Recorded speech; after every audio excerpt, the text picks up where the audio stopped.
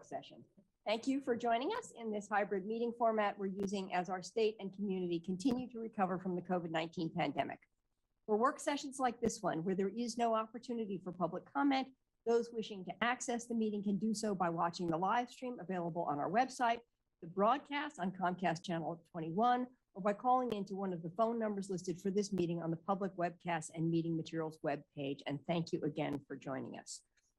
And I will just call this meeting to order. Oh, I can use my gavel. We're in person. We're going to begin this meeting by resuming where we left off at our last meeting with a motion that is on the table. So we'll start with that, and then we'll move into a staff presentation and discussion and move forward in that way. So we're picking up basically where we left off last Wednesday. And so with that, I'm going to ask the city attorney if she would read the motion that's on the table. Okay.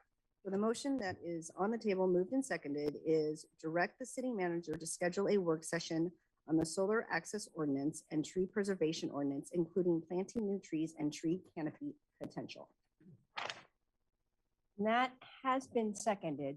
So we can have discussion. I'm going to suggest, in the interest of time, that this discussion is just about a work session. So I'm going to limit it to 1 minute. Sorry, no, I did not warn you in advance. So we'll do 1 minute rounds on this, and I see Councilor Clark, and then I see Mike, and then Alan. Thank you, Mayor. I want to understand this more clearly, so I don't see Jeff at the table. Maybe I'm wrong. Oh, there he is right there. Okay, cool. Something got said during the last time, and this may take 2 rounds if we only got a minute, but I want greater clarity. When one of my colleagues, 2 of them, I think, asked about tree preservation in what we were passing specific to lot coverage, my recollection is that Jeff mentioned that all of the tree protection ordinances stay in place. Now,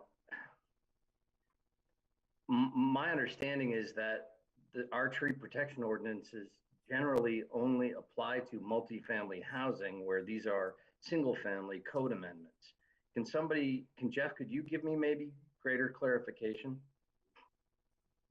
So the tree preservation standards are not changing. The way that we're changing tree preservation is by applying, right now, the tree preservation standards provides kind of a carve out for single family residential, ADUs and duplexes.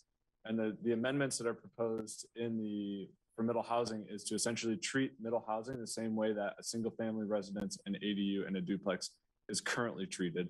And so that means that the Chapter 9 tree preservation standards don't apply on lots under 20,000 square feet.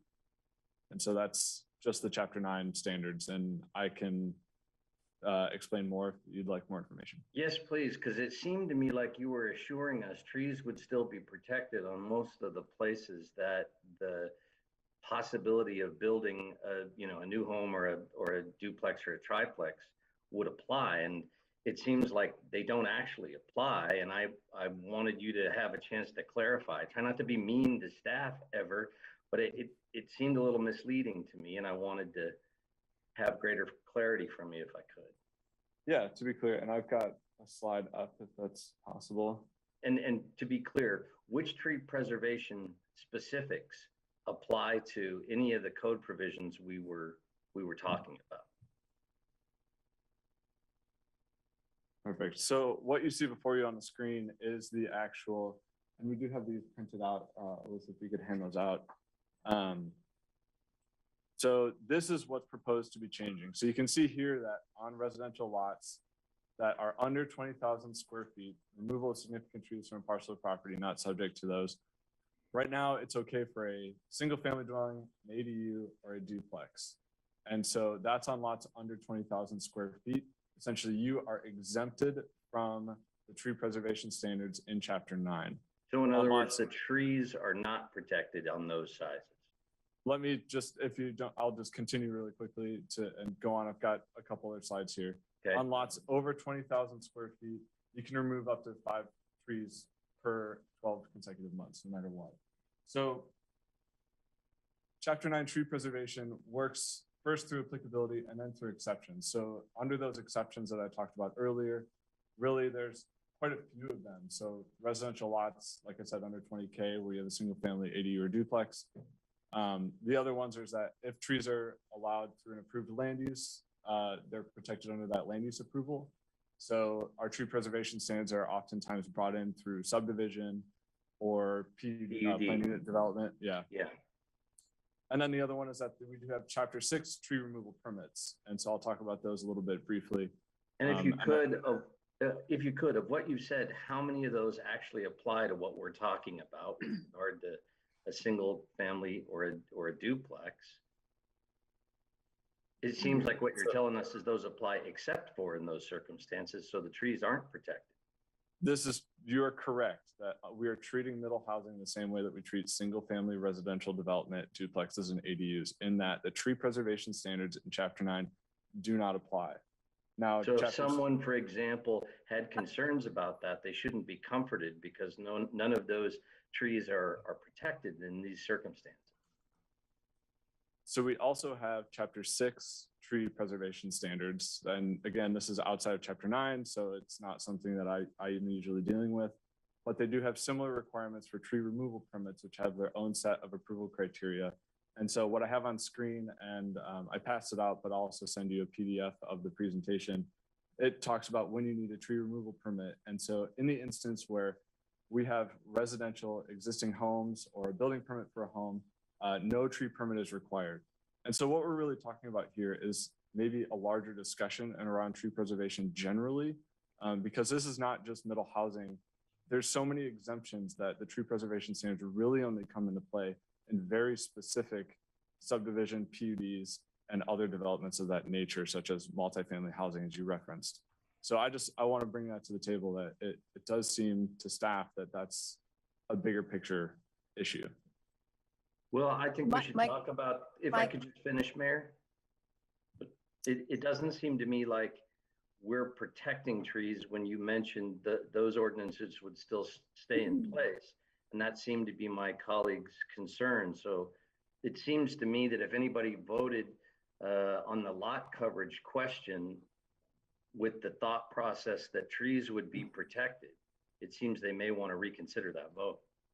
Okay, I just wanted to bring this back. What's on the table now is a discussion of whether this council wants staff to come back with a full work session on this topic. We will also then have a staff presentation and we can explore those, and I will give you more time for questions and answers. So the reason I held this to a minute is it's just to approve having a work session. We can then dive into the topic more fully. So Mike, I'm hoping you'll get plenty of opportunity to talk about it. I was just wanting to move the motion on the work session. That's awesome, Mayor. Will we be revisiting the motion that was covered under with regard to lot coverage? Yes, we're going all through that. So this is just the continuation of the business we didn't quite finish on Wednesday because we ran out of time. So with that, Alan, you have a comment? Mayor, did you want to sketch out the whole process we're going to go through? I did. Want to do this? Okay. The reason I put this motion forward was for solar access ordinance and tree preservation, because I don't think either of them are well understood. And secondly, I think they're both very weak and they both need a look at and potentially changing dramatically. And what I said was, if a tree is protected under the existing ordinance, it's still protected, status quo, no change because of this ordinance. Granted, I think this tree protection is probably weak, and we'll look at whether or not if you apply it to middle housing and strengthen it. And those that have complained about this or I think are calling for a strengthening. I'm not sure, but I think if people thought HB 2001's controversial, wait until we start talking about regulating trees, all trees on private property, and potentially requiring planting of trees for canopy. That's going to be a heck of a conversation that I think merits a work session. So I don't think this is something we should do on the fly. I think it's something that we need a work session, maybe work towards an ordinance. So that's why I proposed it this way. Okay, thank you. Any other comments on this motion? Greg? I think I can get behind Alan's reasoning on this. I have had a number of issues with tree planting in my area. I'm not against tree planting. I think that, doing that and providing a really rich canopy for our community is incredibly important and necessary for a variety of reasons, not to mention the environmental issues that we have there.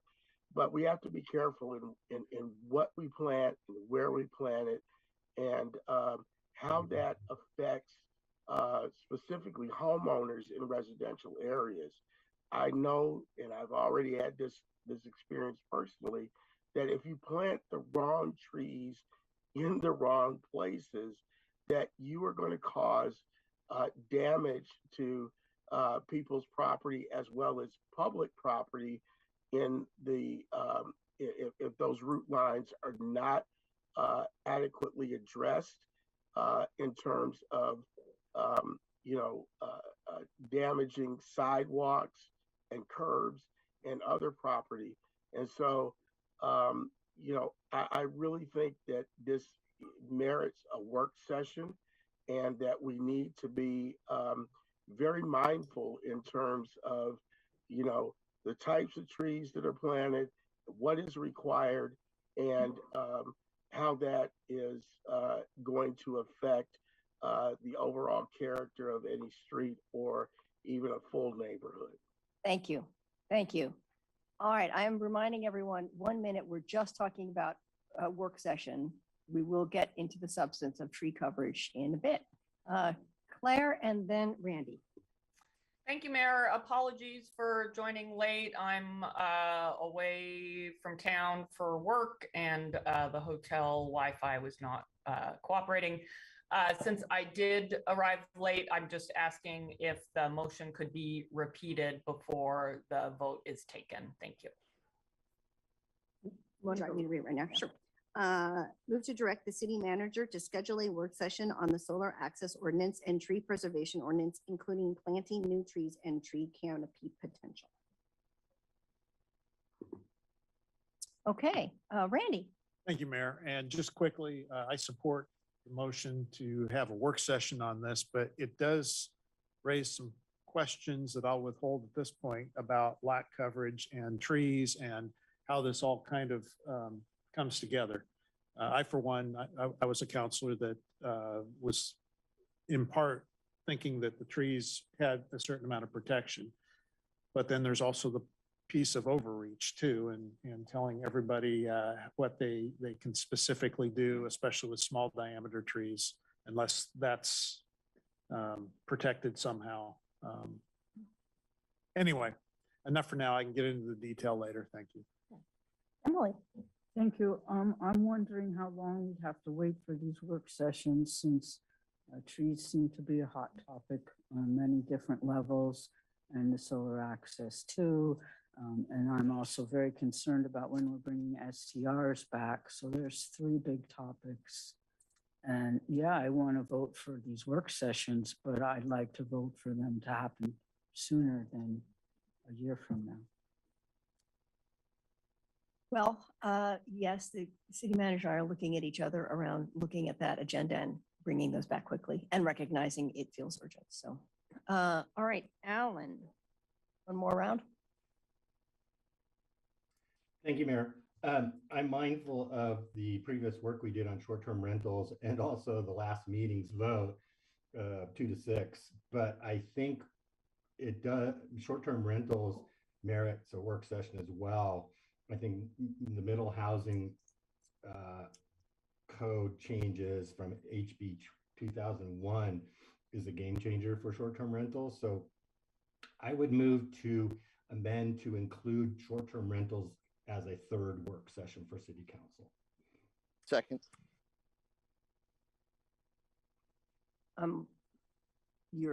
I'm looking at your expression and waiting to see if you have a comment on that. There's a motion to amend the motion that's on the table. So Right. now the discussion is about the amendment Whether to amend. which is adding short-term rentals as a 3rd work session. Okay. Okay, Point I of have order, Mike. Mayor? Yeah. Yeah, I I have just- Mike and then Claire. Yep. Sorry. Is it the motion maker's intention that these work sessions will take place prior to approval of the middle housing ordinances? No, That's not realistic. Would the maker accept that motion? As a friendly, no. There's no way we could do that before June 30th. Zero So the chance. question on lot coverage has to be guessed at because we're not going to know before whether or not how the tree ordinance applies before we vote on the middle housing amendments. Is that correct? I think maybe that when we get to the work session or to the question about maximum lot coverage, that will become clearer. I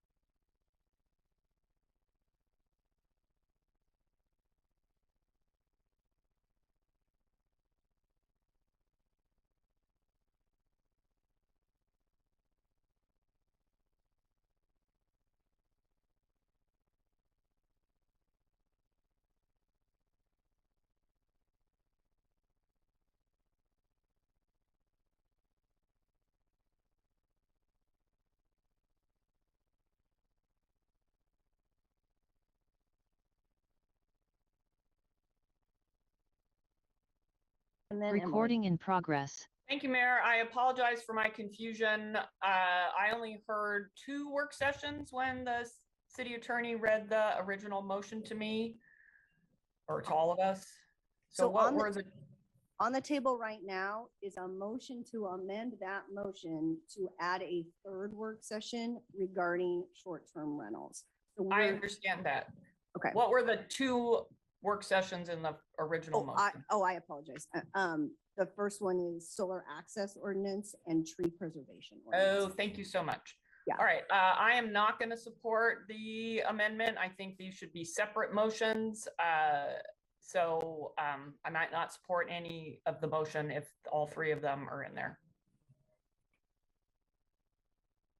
Are you moving to divide? Okay. All right, Emily, you're up. Oh, I just was wondering if we had any idea of how long this would take. You're saying, yes, we will have them. And obviously there's concerns from us and the community that these are urgent questions. If it makes a difference, I'd be happy to move to divide. So right now that's on the table is just one motion to amend. So there's nothing quite to divide yet. That will come next. If that motion passes and so that the ordinance or the motion consists of the 3 work sessions, it would be appropriate at that moment to make a motion. Thank you. What about the first part of the question? How long? Yeah, I mean, I think the reality is based on some communications I gave you earlier, I think last week, there's no chance it comes back before your summer break. So we're looking at the fall at the earliest. And the mayor and I talk about the calendar once a week, but given the lineup of things that are already on there and the number of spots, we're looking at, I would think, late fall, early winter. Thank you. Okay, are we ready to vote on the motion to amend? All in favor to amend, please raise your hands. 1, 2, 3, 4. Greg, do you have your hand up? I can't tell.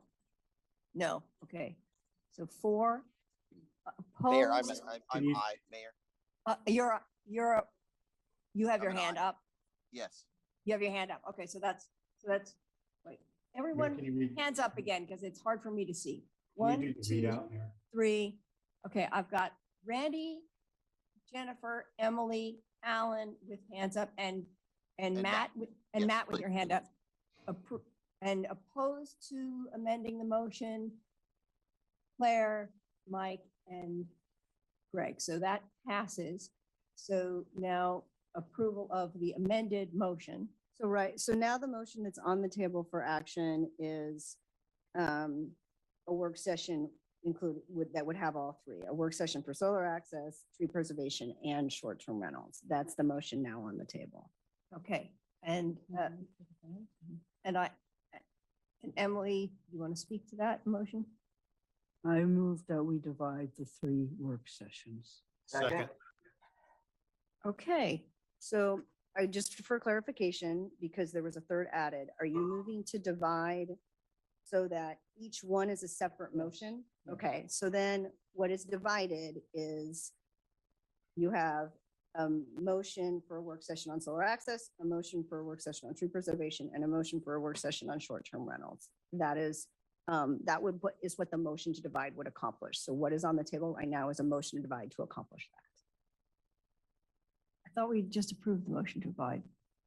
You have to Oh, no, vote on we it. approved the motion. Sorry. Yeah, it was moved in Jumping second. ahead. Got- Yep, moved in second. Okay. And Mike, do you need to speak to this motion to divide? Sorry, Mayor, no, I thought we were getting to somewhere Okay. else. Okay.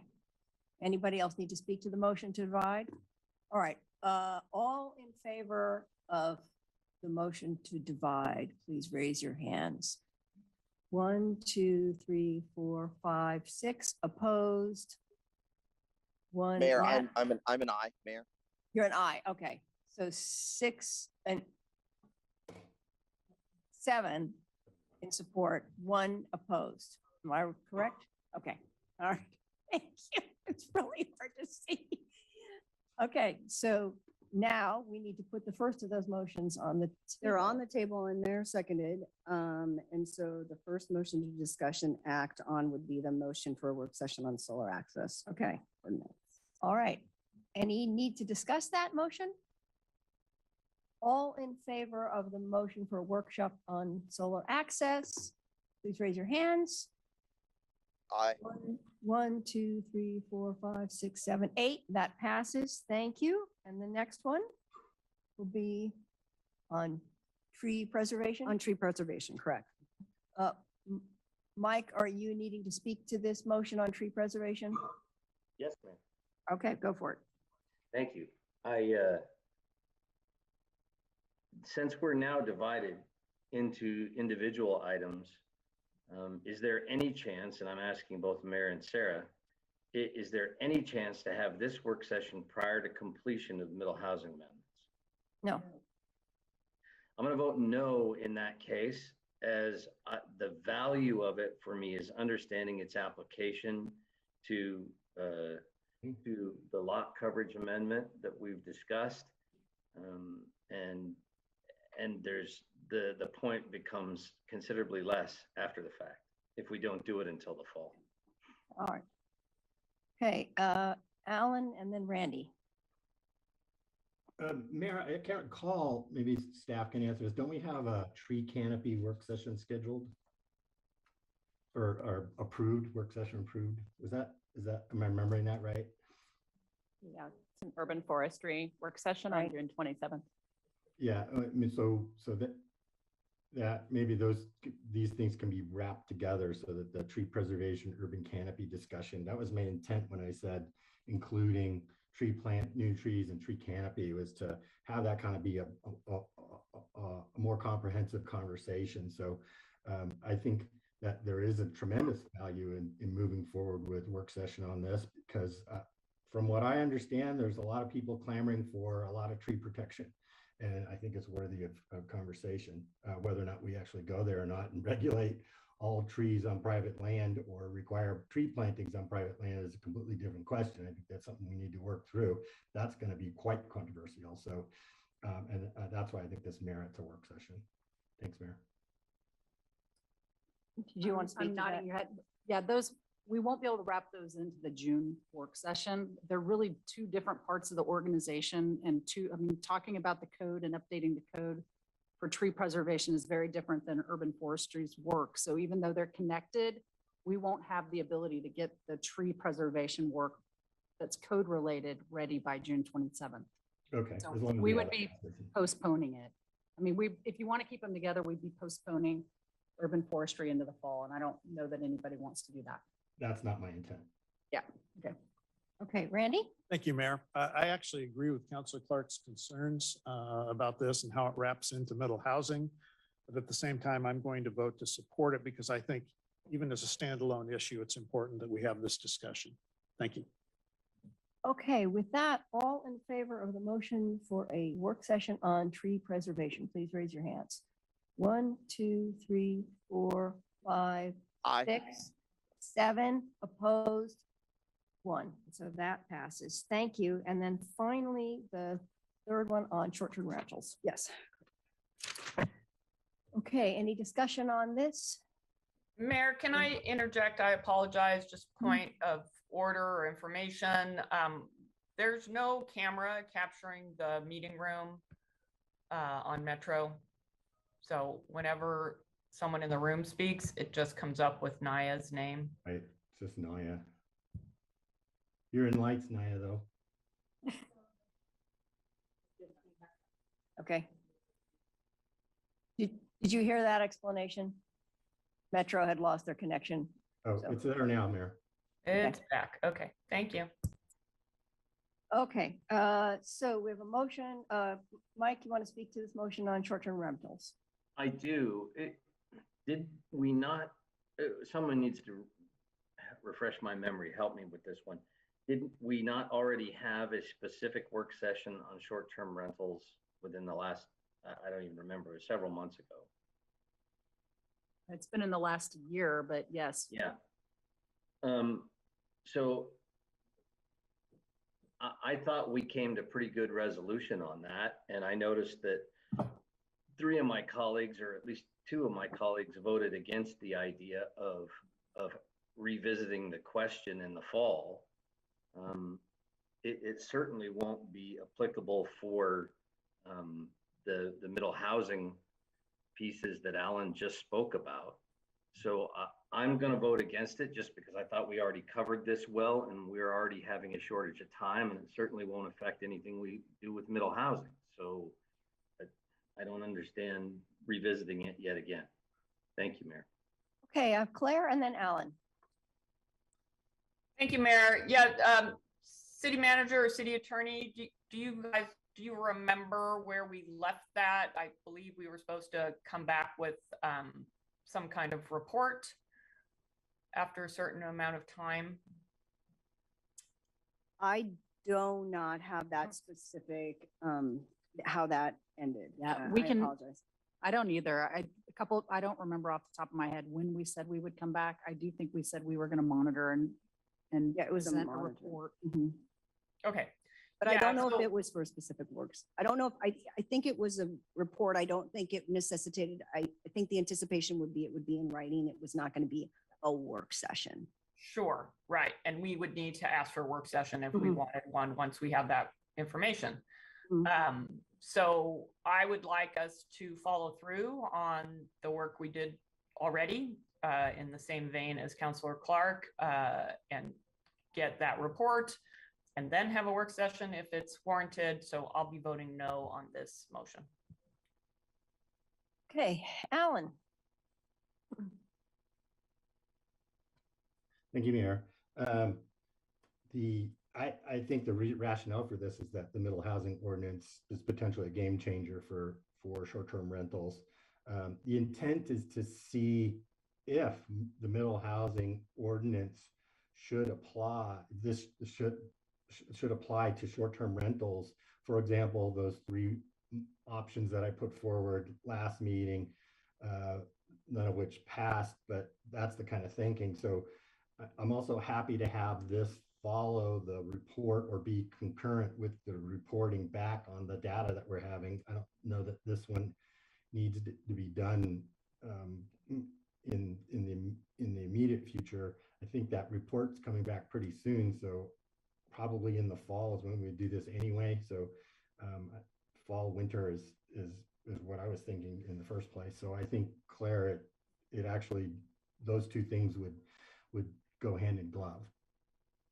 Okay, Emily.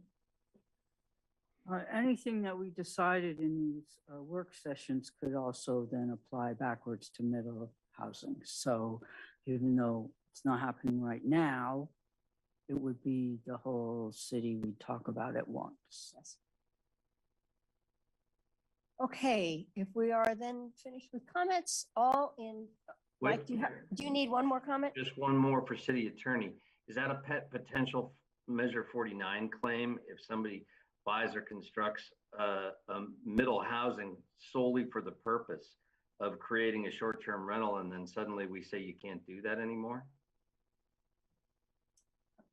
I'm going to turn to Lauren. Councilor Clark, it is a good question. It is something that if the council wants to pursue more stringent short-term rental regulations, we would look at the time, depending on the regulations that you're interested in pursuing. My point is, we may very well be precluded from doing that after we finish middle housing, if it's truly a game changer for short-term rentals, right? We may have some jeopardy doing that. I will say that the ordinance that was put in front of you that was actually specifically requested, I believe by Councilor Taylor at the time, that had some pretty specific limitations on the use of short-term rentals citywide, that was not a Measure 49 issue. So if what you're talking about is revisiting that for purposes of looking at a citywide way and looking kind of at some of those earlier regulations that had actually been passed on at the time, if that's what you're talking about, we don't have Measure 49 concerns. What we don't know is to answer the question just kind of blanketly without knowing where you're going with it. But citywide regulations that regulate short-term rentals were on the table before. Those were not Measure 49 concerns for us. I'm not talking about time, place, and manner. I'm talking about prohibition of use.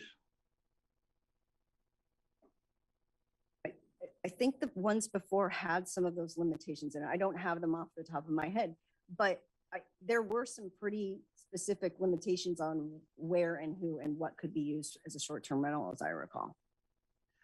And again, my question, we won't have the ability to say, because it seems like that's what some folks would like us to do, is they would like us to prohibit any newly constructed places to be used as a short-term rental.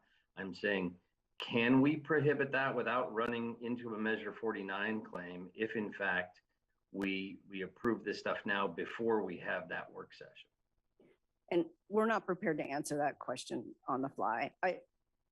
So we do have jeopardy potentially. Well, you don't have an answer. I can't tell you if you have jeopardy or not. I mean, I'm not, this was not something that we were prepared to answer. There's a lot of, we need to look at that specific question as it relates to Measure 49. And I wouldn't want to answer that on the fly here. Again, I will say I would have no problem voting in favor of some of these work sessions because it's always good to talk, but the timing matters. And I think that to talk about it later doesn't do us any good if we've already passed middle housing amendments. Thank you. Okay, Alan, one last comment. Oops. Yeah, two comments. One is that you can always amend the middle housing ordinance later. And that's, like the 30-foot heights, the 35 to 30 foot. I mean, if we want to change that later, we can do that. So it's not once we're done, we're not done. It's always amendable. Second point is short-term rentals doesn't have to be retroactive to already invested in properties. It could be moving forward only and only apply to new construction. However, the previous restrictions that we were contemplating on short-term rentals that we did not do applied retroactively to existing housing and didn't create a Measure 49 claim. And I would suspect that still holds, but I've only played a lawyer on TV, not in real life. Yeah, I mean, I will say, generally, the fact is that if you, there still would be, you can still use the house as a residential use. That is what, I mean, so the overall, our general notion is there's not a measure 49 claim. But Councilor Clark, if you're, I wouldn't want to be holding up my hand and swearing to that, but generally speaking, that's not something that is a concern of ours. It hasn't been a concern. It's one of the reasons why it's not at the top of our head to give you an in-depth analysis of how measure 49 applies, but it would not, I mean, it was prohibiting the motions that were proposed by Councilor Zelenka at the last meeting, which had limitations, did not have measure 49 concerns for us. So that those would still be an option for you moving forward. Okay, with that, we're ready for a vote on moving forward for a work session on short-term rentals. All in favor, please raise your hands. 1, 2, 3, 4, 5, 6. Opposed? 2. Okay, so that passes. Thank you very much. That was what I thought would be a short piece of business, and it turned into a full piece of business. But now I am going to turn this over to the city manager to introduce the next steps. Thank you, Mayor. So we thought what would be good before you jump into your next conversation is to have staff kind of review where you landed last week and just talk through the current status of where you're at and maybe describe the lot coverage item in a little bit more detail and answer other questions so you can kind of move into the full ordinance discussion. Great. So thank you, Tara. I'm Carrie Harding. I'm the principal planner for community planning and design. And we have a very quick refresher of where we are in the process. So yeah, thank you.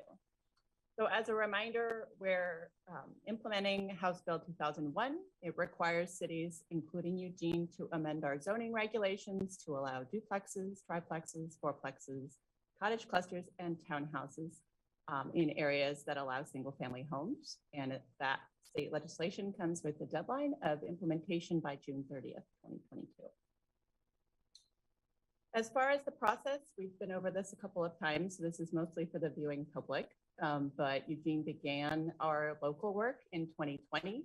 We had a period of public outreach and technical and economic feasibility analysis, then began the Planning Commission process, which resulted in a recommendation from the Planning Commission and a guide to the recommendation that was the subject of process over the last 6 months or so.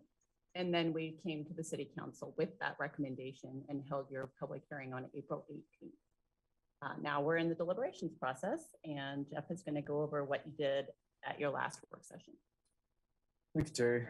Yeah, so last week on May 11th, we passed 3 motions that made changes to the ordinance as it was. The first was changing the height for duplexes, triplexes, fourplexes, and townhomes in the R1 zone from 35 feet to 30 feet. You removed the parking incentive for small units. And then the parking incentive near transit was revised to only be a quarter-mile walk within MX stations. Within your packet, there is an updated 1-page summary that reflects those May 11th changes, as well as a narrative of those changes that were made to the ordinance and an ordinance that highlights the changes that were made so that it's clear and easy to identify. This is what the amended incentive for parking looks like for middle housing. Originally, our last map included all of Eugene. It included frequent transit networks that kind of went all through town. This is what the new figure looks like. It's pretty much just the MX from east to west and includes any areas that are a quarter-mile walking distance. And by areas, I mean tax lots. So any tax lot that is within a quarter-mile walk of the MX stations, those are exempted from the parking requirements. And again, we also did provide a parking analysis within the AIS materials. So I appreciate the opportunity tonight to clarify lot coverage, because I think last week the on-the-fly discussion may have led to some confusion. So this is what I showed you last week. This is chart, but I want to start at a little bit higher level and talk about lot coverage generally, because I think that's something that some people may not understand. As defined, it's the portion of a lot when viewed directly from above that would be covered by a building or structure. And that's exempting out roof eaves, anything without a roof like a deck, or anything that's open more than 50%. So like a unenclosed porch or those areas are not included in lot coverage. So it's really anything covered by the actual building footprint. So I provided this chart earlier where I talked about, okay, yeah, 4,500 square foot lot looks like this. I'm going to explain a little bit more in detail what that actually means. And I provided in the PDF presentation a few different scenarios, and I'll talk about those in a minute. So I'm going to use the example of a 4,500 square foot lot again. And I referenced earlier that you have setbacks that eat up some of your buildable area, and then you have buildable area that's just kind of the remaining portion. And so if we start with a lot, it looks like this. Most people think, okay, I can build anywhere on this lot. And that's true to a certain extent.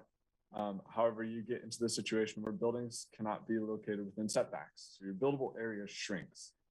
And so now you're not allowed to build in those jail areas. For most of our residential areas, the setbacks are 5 feet from interior line, so that's your sides and your rear. And then you've got 10 feet from the front. And so that eats up part of your actual ability to develop the property, which eats into the lot coverage availability.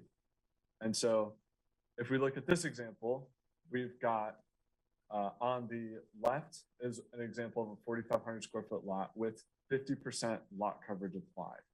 So you are only allowed to develop 2,250 square feet. That actually impacts the area within setbacks. So what you're seeing here is a shaded area at the top that's kind of light blue. And that area could be located anywhere on the lot, but essentially imagine that that's now also an unbuildable area. You're only allowed to occupy 50% of your property with a structure or a building. In the version on the right, it shows what 75% lot coverage looks like. So anything that is blue is developable with a building. However, this only accounts for 66.7% of the lot. And that's because setbacks are eating up 33%. So when I was talking about that chart last week, what I was really trying to illustrate was the fact that lot coverage might be 75%, but you'll never actually reach that because the blue area is only 66. So, but you could build, you could cover that entire blue area with a structure. And even right now, you could put a single family home on the version on the left where you have the 50%. And so I hope that explains that a little bit more. I provided these two sets of tables in there for your reference. And really what this is trying to illustrate is each section is a lot. So the first one is a typical lot, 50-foot frontage. And then based on different lot sizes, your lot depth gets bigger as your lot size increases. And you can see that only when you start to hit lots that are of the really large sizes, do your setbacks stop eating so much into your developable area that you hit 75%. So in most scenarios for the current proposal of 75% lot coverage, you're more restricted by just the setbacks than you are lot coverage itself. Only when you enter into that situation of really large lots does the lot coverage actually start to weigh in. And so I'm happy to answer more questions on that. Oh, and I did provide one last slide, sorry. Lot dimensions, I added these ones for your reference that include a 20-foot frontage because we do, under the middle housing code changes, duplex lots are allowed to have 20 feet frontage. So you can see in those instances, the buildable area is never really greater than even 50% on those really small lots. And then I also provided a version of a 30-foot coverage, so or 30-foot frontage, which is for triplex lots. So if there's any further questions on lot coverage or the tree preservation items, I'm happy to provide additional clarification.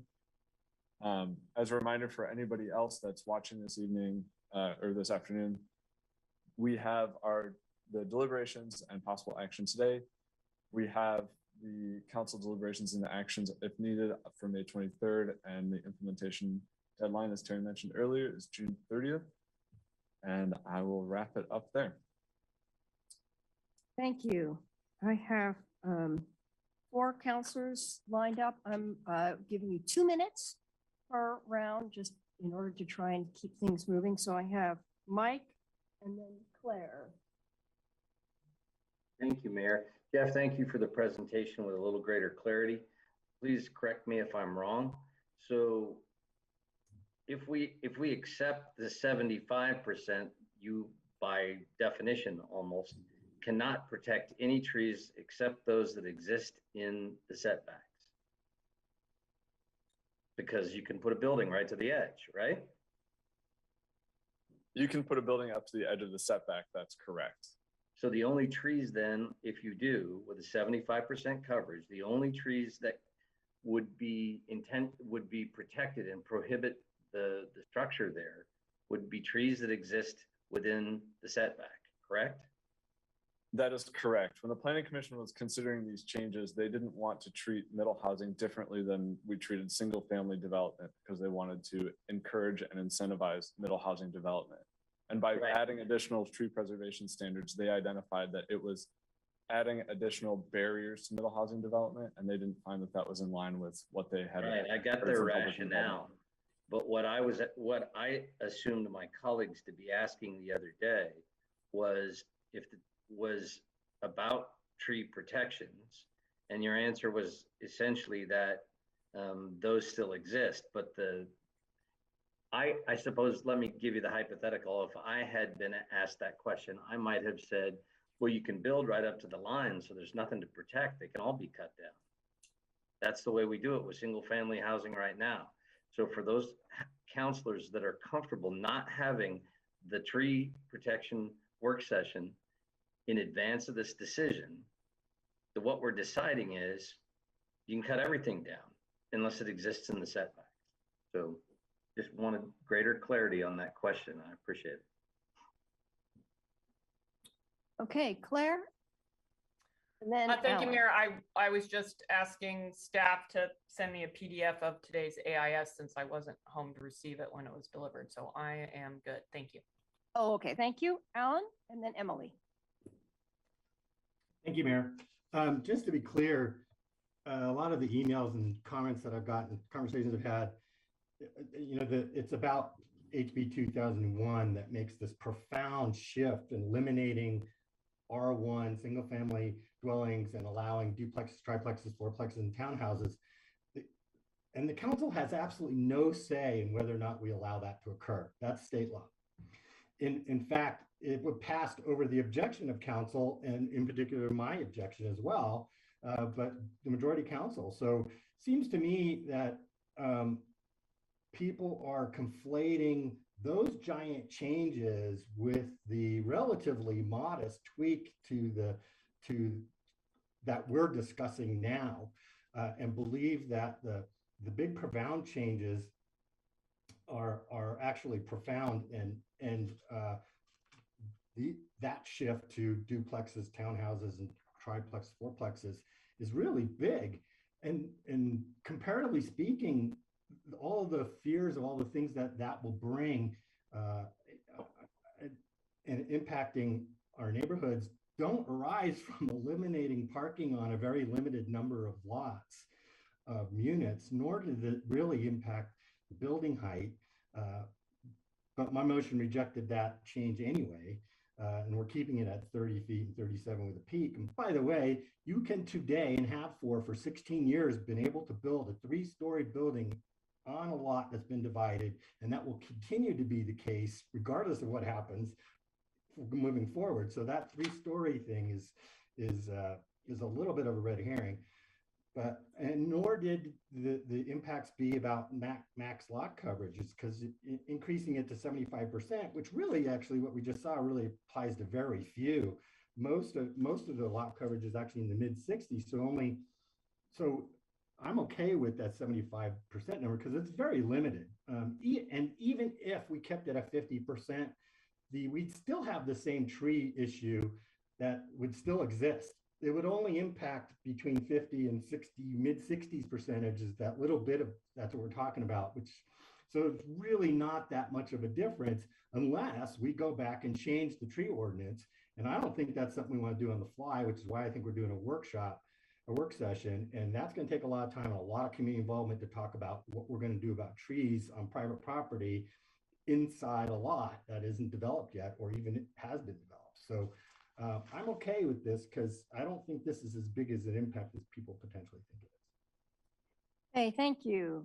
Now I have Emily, and then it looks like Claire, you have a hand up again.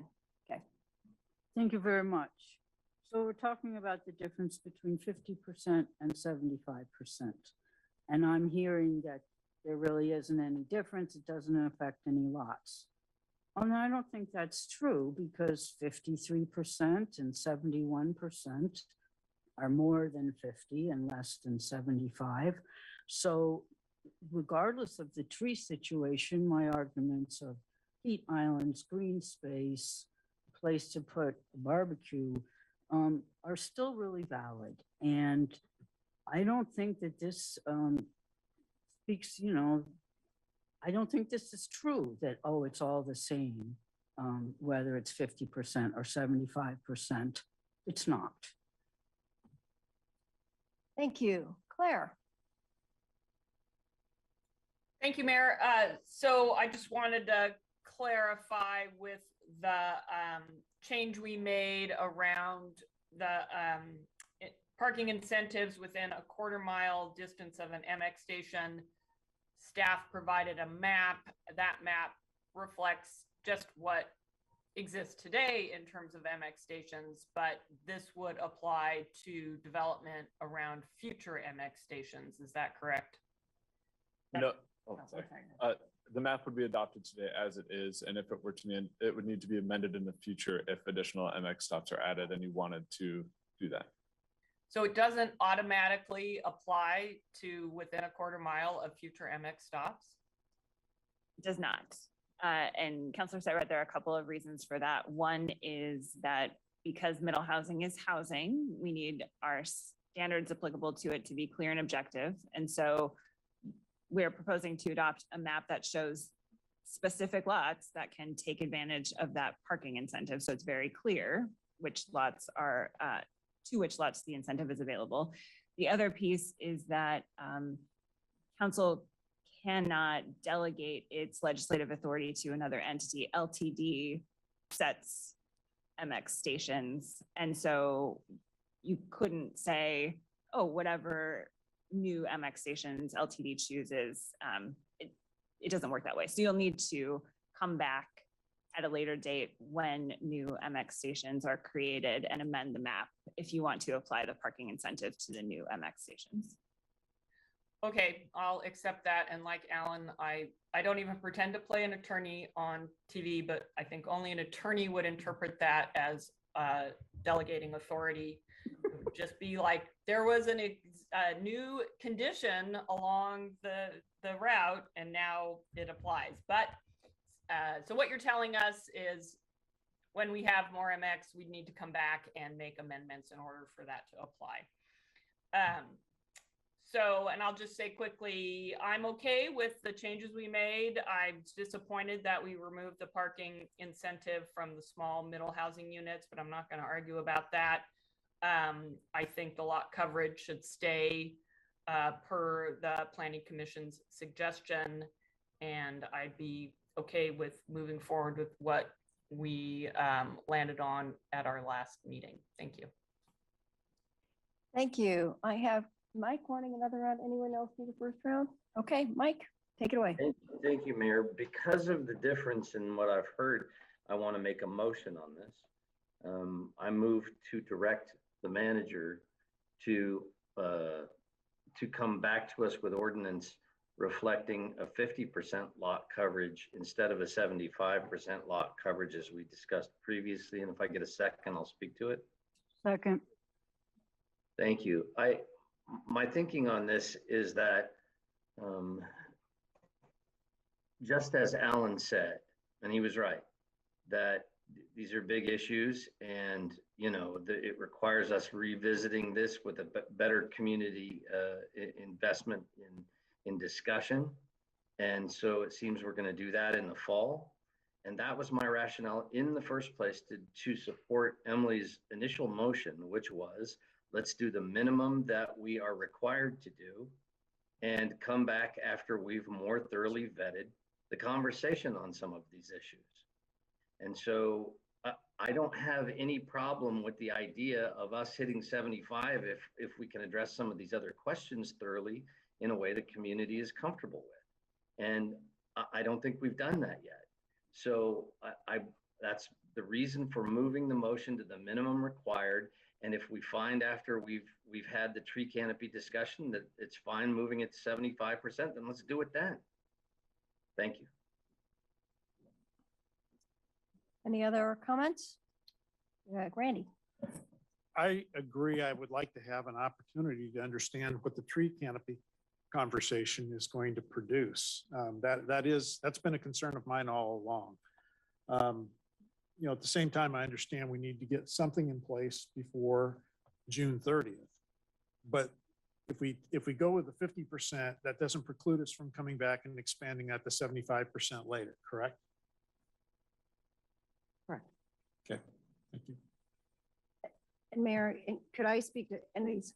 I don't like to just interject myself, but I do want to say, because Councilor Clark, I'm the one that gave the speech at the end of the last meeting about how you cannot amend the ordinance and adopt it in the same session. So the only reason I want to throw this out as an option is because what you are proposing right now is so strict, surgical.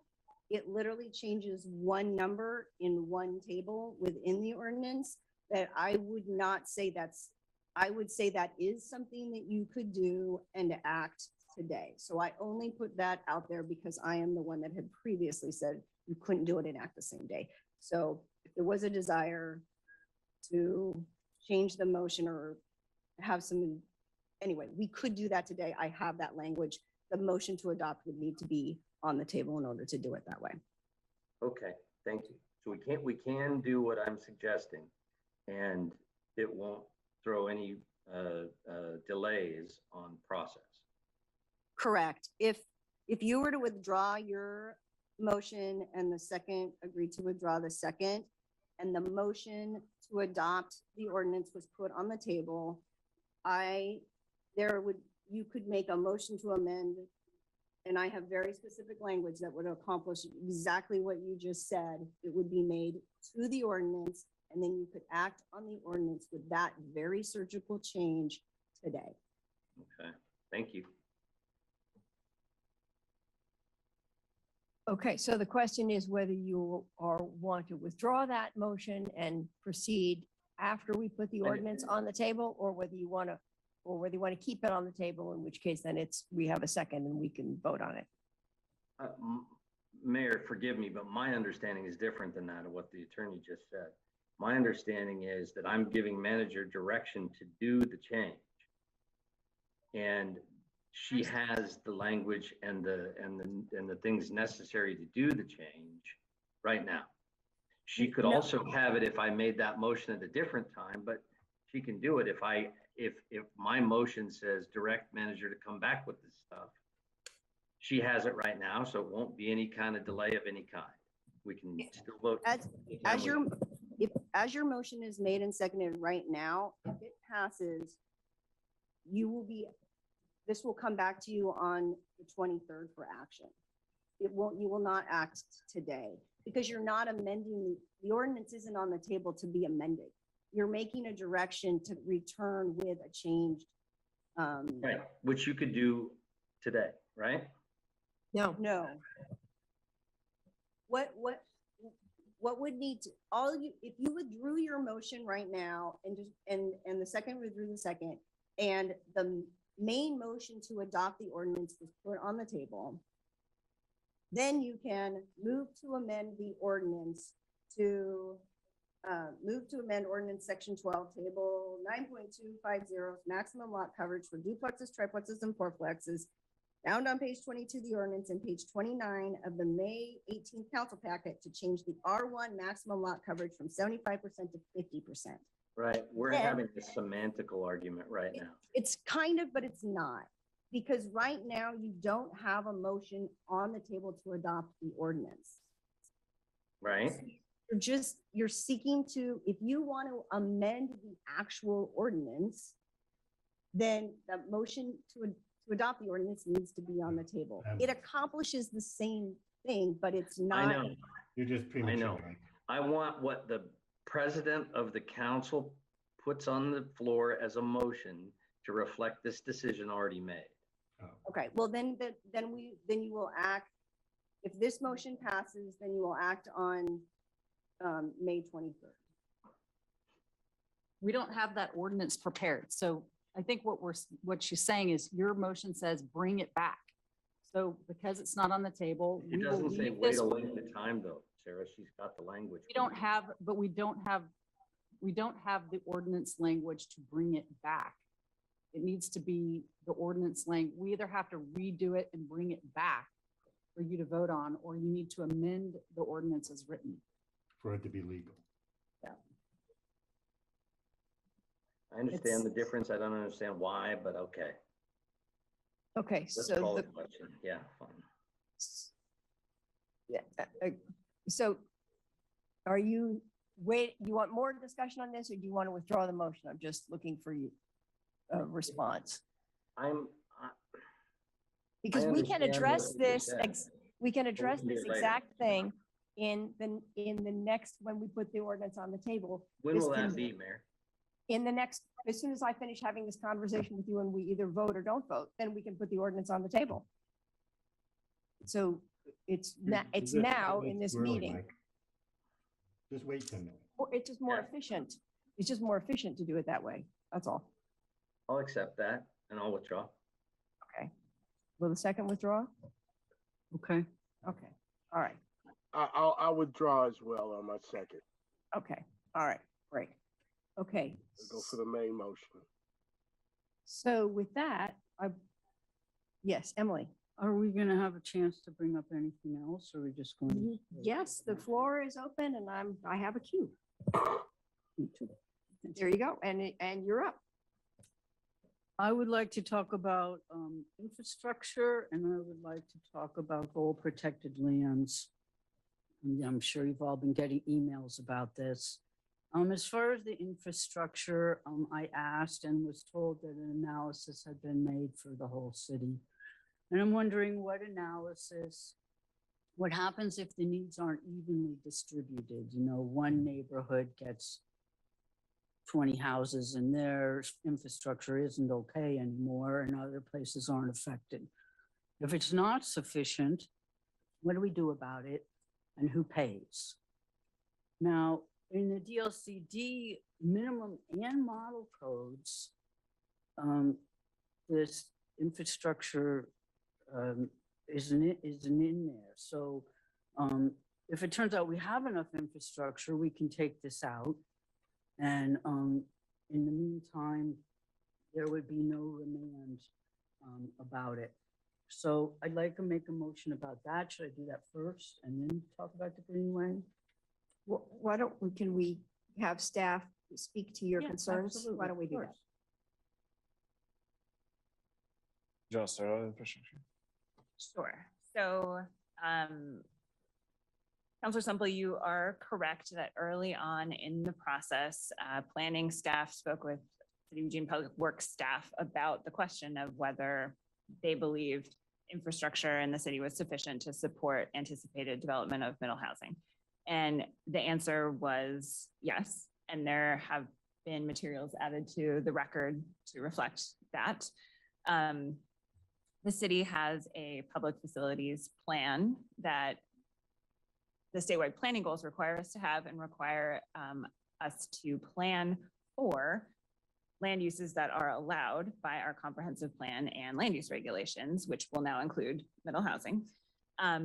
Additionally, the city has in Chapter 9 standards applicable to all development, including middle housing, that Jeff can speak to in more detail, that require a developer to show that the development they're proposing will be sufficiently served with water, wastewater, stormwater, and streets.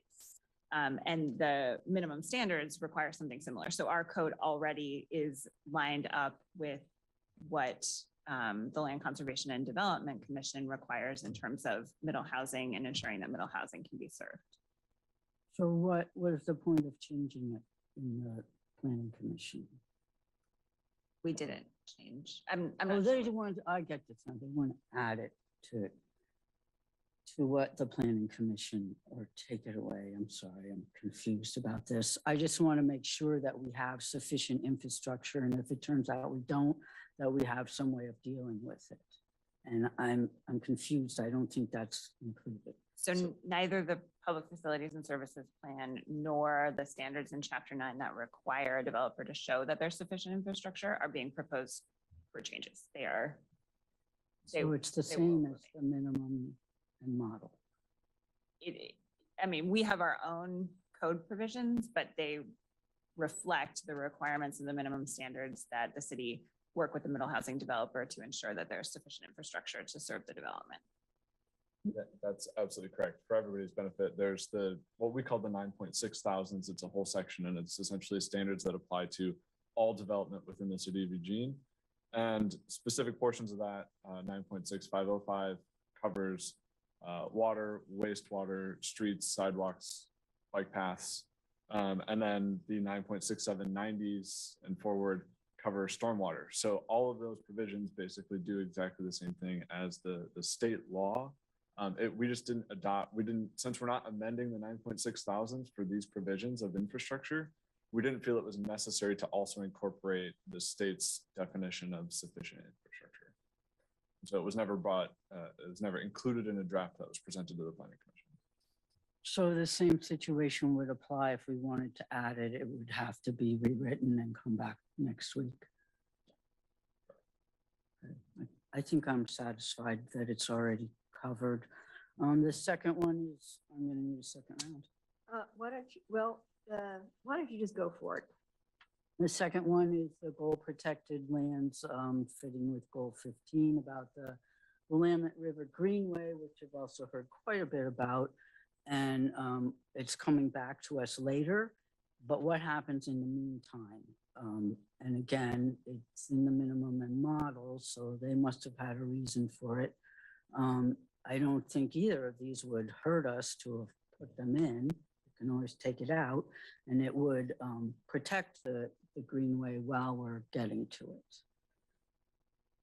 So initially, planning staff had hoped to bring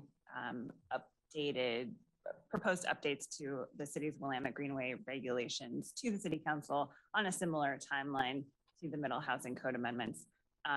But in the process of trying to draft those clear and objective standards for the Willamette Greenway, it became clear that there was a lot of public input, more time needed to be taken to make sure that we could get those standards right.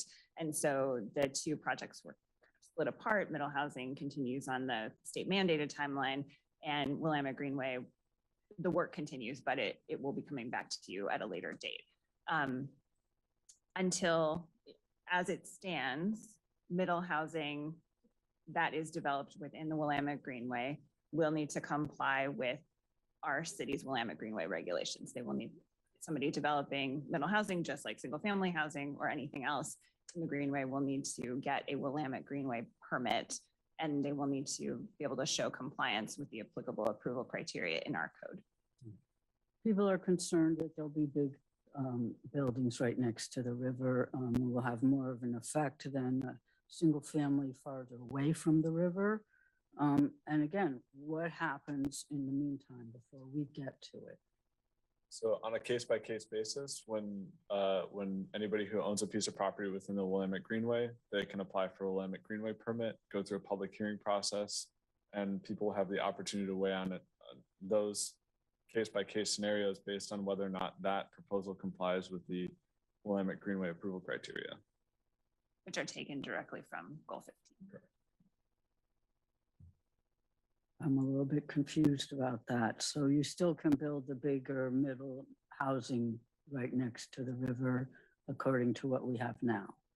Well, probably not right next to the river. I mean, Well, in the Greenway, much, so much which of the, many people think is right next to the river. Goal 15, which regulates the Willamette River Greenway, anticipates development in the Greenway. It's not a prohibition on development. It is just assurances that development that happens within the Greenway is compatible with and kind of protects the Greenway as a resource. So we make sure that the resource continues to be protected, but it's not a prohibition on development. We develop all kinds of things in the Greenway already. And so middle housing is a new use type for much of the city. But right now you could build single family, you could build multifamily, you could build all kinds of things depending on the zoning of the property within the Greenway. But middle housing will be treated like any other development in the Greenway, and it will need to receive a Willamette Greenway permit and comply with our approval criteria in the code, which are lifted pretty much directly from the statewide planning goal. So basically, there's nothing I can do about it. I'm not sure what you mean by that, but Well, I've been asked to bring forward a motion that would protect the Greenway and other goal protected lands by adding a definition of goal protected lands and the restrictions in these things as set forth in Chapter 1. But, that's what I was asked to bring forward, and it seems fine to me that we protect that land until we get to it. But I think I'm hearing that it won't make a difference because asking for the permit is already doing that. The permit system is intended to protect the Greenway resource, in compliance with the statewide planning goal. Well, I wish that we had more time or had started this earlier. It took a long time to come back to us. I thought after the ADUs, we were going to immediately get into missing middle, and we didn't. It kept getting, no, we're doing it, it'll come back. And it's just an awful lot of concern and confusion about this ordinance. And I'm not going to put this forward. I'm sorry to all of you who wanted it, in part because I don't want to make the more ordinance writing and coming back. But the lot structure, the trees, the Greenway, it's going to be interesting to see how these go along, and I'm pretty concerned about it. So I'll stop with that there. Thanks. Okay, I have Mike and then Alan. Thank you, Mayor. Taking off on Emily's goal 11 questions. Unless I misheard you, I think you said public works staff or that someone was asked if sufficiency existed in infrastructure. My question is, can you show us any proof of that? In other words, was a sufficiency study done of any kind? Was there any work done to say what's the serviceable excess in services to allow for things to prove out goal 11 and get built? Was there an analysis done? An analysis in the kind that you're speaking of, I don't think was performed by Public Works. Public Works provided us a statement that they have the tools to ensure that there's adequate and sufficient infrastructure served to new middle housing development. That was added to the testimony today, just for reference. So that's sorry. So we're making essentially the development prove that their proposed development, whatever it is, will exist inside available services. So maybe the first property, yeah, no problem. The second property, well, it's tight, but yeah. And the third property that wants to get built, we say, sorry, we don't have sufficient infrastructure to serve that. Did I get the process question right there? And that's true today as well for single family development. That could occur as well. If there's my question is about what we know about the sufficiency of our pipes under the ground to handle new things being built, because the decisions we're making are supposed to be in order for new things to get constructed. But if in fact, in the real world, we don't have sufficient infrastructure in place to serve any real increase, maybe more than, one duplex somewhere, then we've got a problem we need to fix and know about in advance. So I'm asking, is there any kind of study that told us the level of housing that can be built, how many of them, at what rate of usage on current existing utilities? That study does not exist to my knowledge. What I have before me, I'm just going to read briefly from their statement. It says that wastewater systems, often referred to as sewers, are designed with added capacity to accommodate growth. The city has a wastewater monitoring and modeling program to evaluate current flows in the system.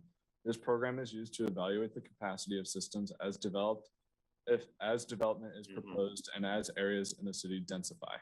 So in other words, they're saying, trust me, they don't want to show me how much added capacity, right? Could I add a comment, Councilor Clark?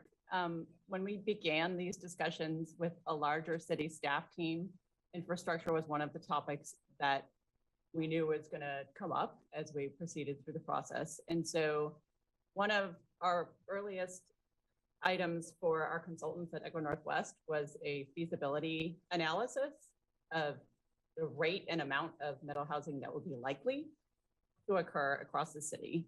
And that study is in the record. It's been referenced over and over. But I bring it up because it was reviewed by our public works staff and informed their response in terms of the adequacy of our infrastructure. So there is some analysis that exists, and it was done by Echo Northwest. Yeah, that's analysis of the amount and distribution that would be likely and predicted by our consultants. And so we do have some idea of what's likely to get built and its impact, but we don't know where they arrived at the difference. In other words, we don't know why they said, yeah, we've got enough capacity. There's no facts and figures associated with that. Mike, you are over. If you need another round, I can. All right, Alan and then Claire.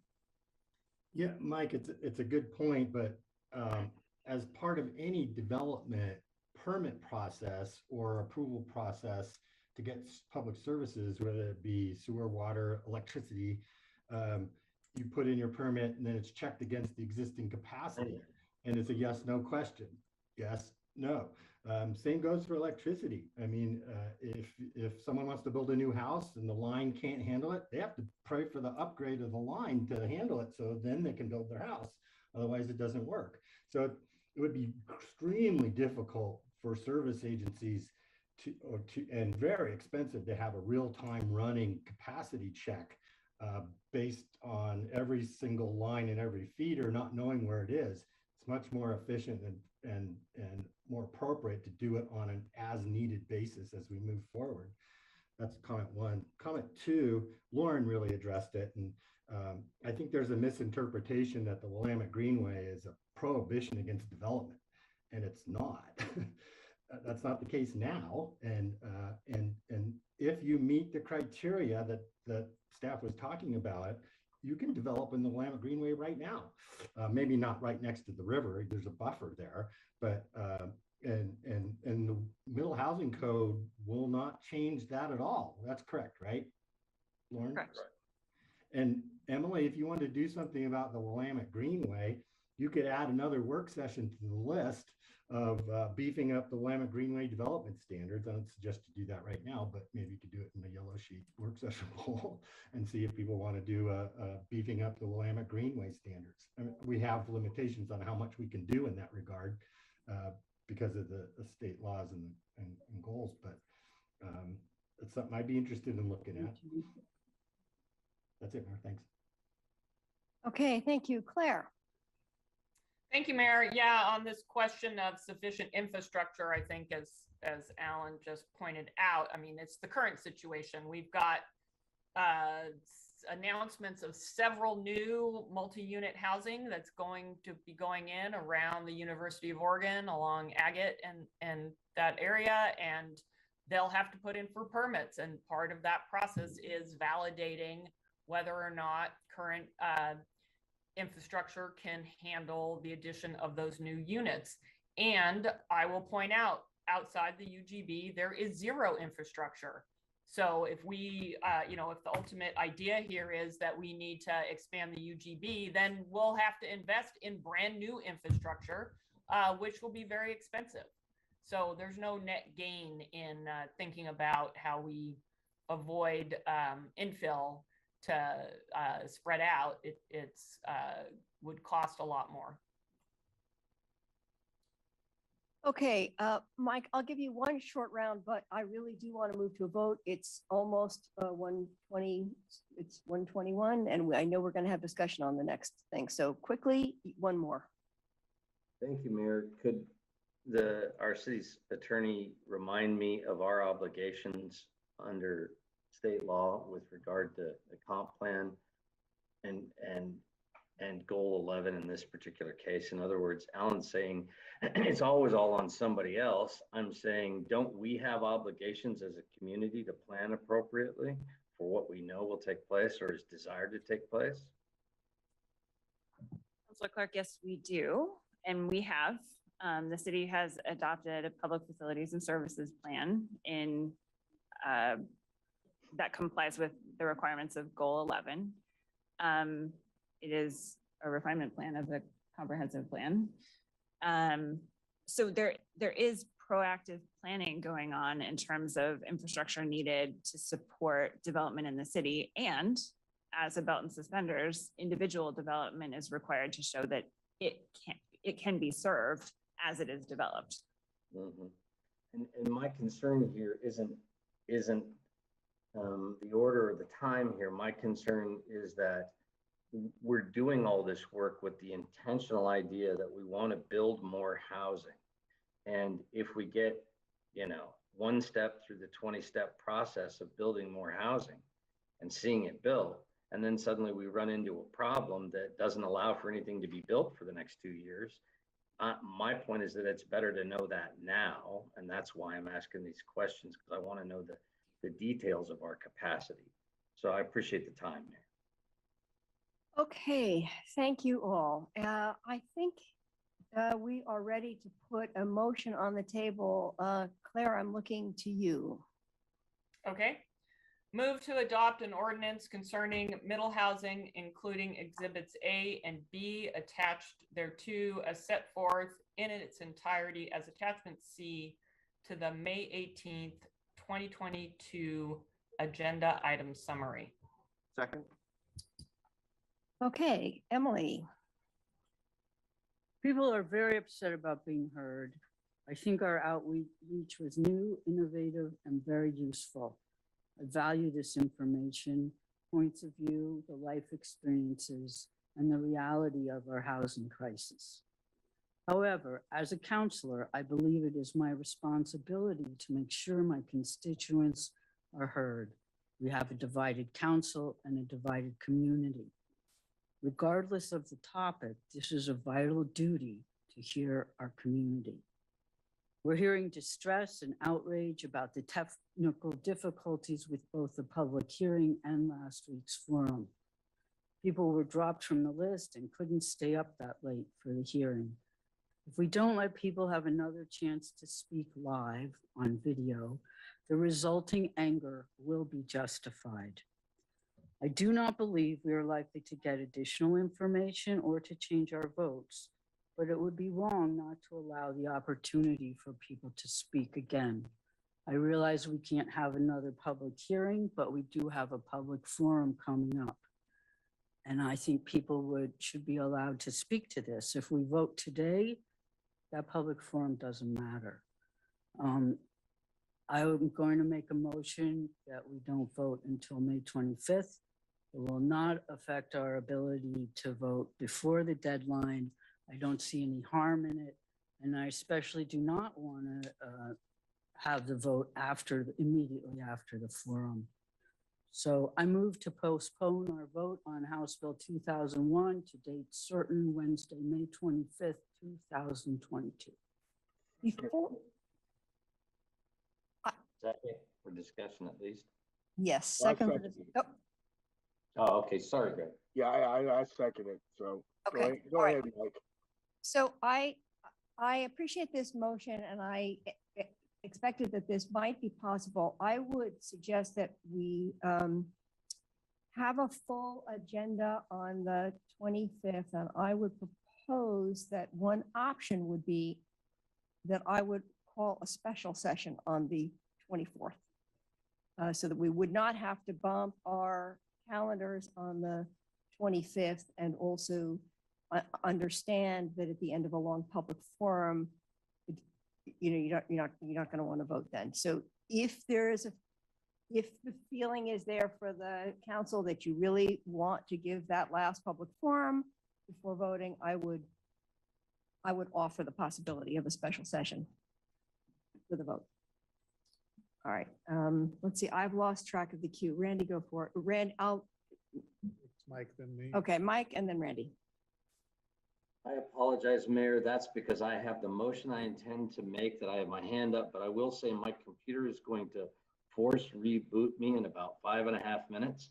And I don't want to miss the opportunity to make that motion. So I will be working, if it does, in the midst of work here, I'll get back as fast as possible.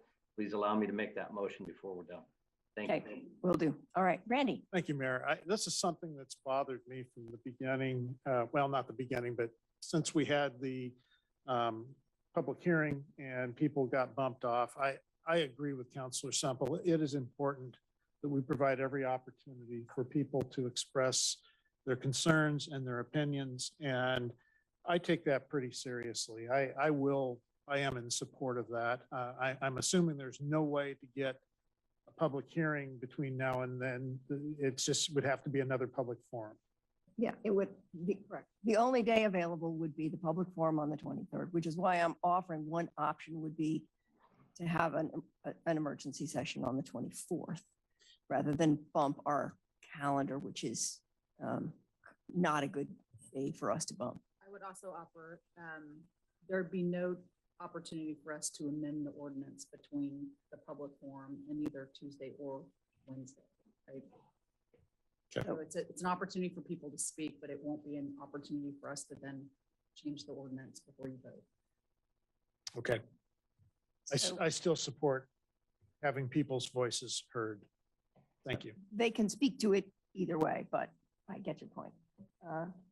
Anyone else wanting to speak to this motion? Okay, so we have a move to postpone to May 25th. All in favor? Mayor, Yes. Is it the 25th or the 24th? 25th is on the table. That's the motion. I offered that if this didn't pass, that an emergency session on the 20th, that I can do that without a council vote. Well, no, I already can, but anyway. My calendar is such, I need to know that before I vote. Okay, so here, right now, you have a motion on the table to postpone action on the motion that's the ordinance adoption until May 25th. The mayor has offered up as an alternative, if somebody wanted to move to replace and do it for May 24th, that is what she has proposed. But right now, what you are voting on is postponing until May, so action until May 25th, and then bump the items that are on May 25th to a later date. And to clarify, noon or 5:30 on the 24th? I haven't set that time, so I guess I would have to poll council on what works. Claire. Would the maker of the motion accept a friendly to have the date be May 24th? I would, after we find out if all counselors can be there. I think this is such a critical vote. We shouldn't make it without counselors present. But otherwise, I'm fine with that. Okay. At 5:30, Claire? I'm sorry, I've got the floor. So otherwise, we're facing moving things off our calendar on the 25th that, as it's already been pointed out today, we've got a very full work session agenda. So I'm hoping we can make the 24th work. So right now, what we don't have the acceptance yet of a friendly, and we would need the second to accept the friendly as well. If part of whether that friendly is accepted, it may be useful to understand if counselors can all attend on the 24th, and that would be. So let me just, can I just take a poll of counselors right now and say, how many of you would be available if we met at 5:30 on Tuesday, the 24th? 1, 2, 3, 4, 5, 6, 7, and maybe Mike, we've lost him. Oh, so that, I guess that would be my proposal. 5:30 on, Everybody could come. 5:30 on the 24th. 7 of you have said that you can come. We haven't heard from Mike yet. I think it's got to be there, but if you can, I accept it. Okay. And then I think Mayor, Greg was the seconder. yeah, Mayor, I was gonna say I support that. Okay, that's great. Thank you. So as a There's friendly. So as with the friendly amendment, the motion on the table is move to postpone action until Tuesday, May 24th, for a special meeting to be called At 5:30. at 5:30. Okay, all in favor, please raise your hands. 1, 2, 3, 4, 5, 6, 7. And so that passes unanimously, and Mike will come back. And now what we have is a situation where we no longer have a motion on the table to adopt. That has been postponed to action on May 24th. So now Mike can make a motion in the abstract to Direct the city manager to bring back an ordinance. well, I got to think for a second, and he's not on yet. He's The not problem is on. you have a motion and a second on the table, and it's now postponed. Oh, wait. So you can't bring back. So really, We can just stay with our original plan. We'll amend it We on can amend Tuesday. it on Tuesday. yeah, and that way actually we'll Right. be able to distribute We'll it. have time. Everybody will have it, We'll have time. but he won't be able to make it Okay. today. And I see Claire has a hand raised. Yeah, and then I was waving too. So I texted Mike and asked him if he could make the 24th at 5:30. He said yes. He said he would have voted in favor of that. Okay, perfect. Thank Okay. you for that. Thank you for that. So, So I think that to honor the process that we've talked about here, on the 24th, what we would anticipate is that the motion to adopt the ordinance is on the table and seconded. So the first thing to happen would be the motion to amend by Counselor Clark. right, So that and if that passes, then the ordinance you're actually talking about includes that change from 75 to 50%. And I think that honors, I think, intent and desire and everything, because that's what we're trying to move forward, so. okay, yes, Emily. Not that I'm planning to bring any, but if somebody, including me, wants to make another alteration, is this precluding it, or would we be able to take a vote on something and either vote on Wednesday or have another emergency meeting? I mean, this is it? Nothing else can be changed? Never say never. I mean, it really depends. I mean, if it's surgical, so, for this case, because we saw the traffic around, the 75, that was such a surgical thing, we could say, all right, here we go. If it's something like that, you could potentially act that same night. If it's different, then it gets almost impossible. But if it's something surgical that could be made and you can act it and we could help you get there, for action. What does almost impossible mean? Because we can always make more emergency meetings. And Well- if we pass it by 6 counselors, the 30 days doesn't matter, right? If you have an immediate effective date, yes. Right, that's why I'm saying never say never. I don't know all of the iterations of what you're talking about. Just a general motion that changes the ordinance in a substantial way. We never count on and we never build in an assumption of 6 votes in favor to. Right, no, I'm not saying we would. I'm Okay. just putting it out as a talking point. Okay. Yes, Well, Thank you. yes. Okay, one more comment, Alan? Yeah, a little bit more clarification from the city attorney about what would be acceptable and what would not be acceptable. So the way I understand this, correct me if I'm wrong, is that you're preparing a motion and that will be ready for us on the 24th at 5:30 meeting. If if the amendment is not substantive, it's very surgical, like changing 50 to 75, that will be permissible. But what I don't get is what wouldn't be permissible.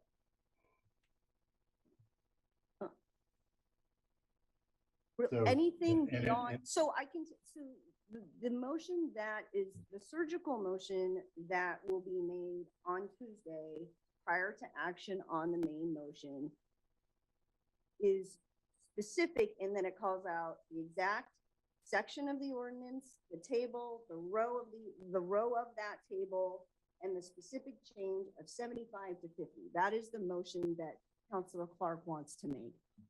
That is as surgical as you can get. And anything beyond that, that's not changing a number in a specific thing, it becomes very unlikely, because to be able to do that on the fly and have you act is just exorbitantly difficult.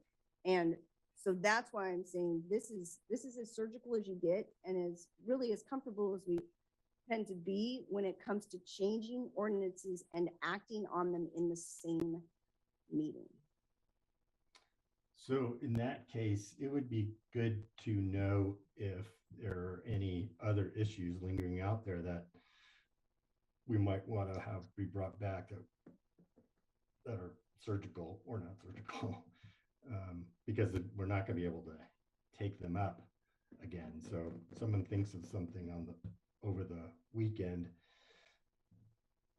it's not likely we're going to be able to move on it. We'd have to postpone and set another meeting and do another emergency meeting and right? Yes, I agree. So it'd be good to know if anybody has anything before we close today. Thanks, Mayor. Okay, thank you.